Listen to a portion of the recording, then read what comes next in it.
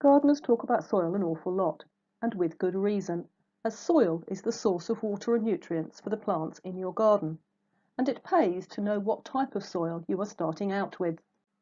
In a good topsoil, called loam, there is a balance of three key minerals: sand, clay and silt, that together create the ideal texture. But in most garden soils, you have a lot more of one of these than the others, and that changes the texture and the water and ultimately the nutrient levels.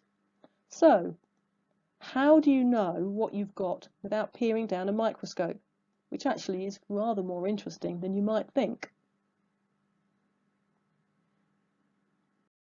Well, a good indication is to take a handful of typical soil from your border and roll it into a ball with a few drops of water if it's dry, and then squish it between your fingers to feel the texture.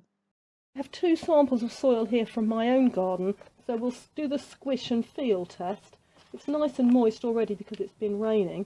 So squish this one together, open it out, and you can see that it's really clinging together. You can see when my fingers have squashed it, and if I push it, again, it's smooth, it's quite sticky, and I can mould it a bit like plasticine or pastry. And that's telling me there's a high clay content in it, and that's my basic subsoil here in the garden. The other sample is a darker colour. Squeeze that one, again, squeeze it together the same, open it out. You can see that it's binding, so it is based on the clay soil, but if I touch it and try and rub it, it breaks apart into a much better crumbly texture. I can feel some sand, some grit, some little stones in here, and it's much more open. So that's how you do a soil squish test. Silt in the soil feels slippery and soapy.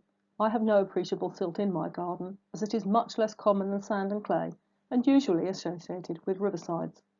I should say, now, please wash your hands. There's more information about how the box of tricks can help you to plan, plant and look after your plot on my Gardening by Design website, where you can also buy topics and sign up for the newsletter. I hope to see you again soon. Happy gardening!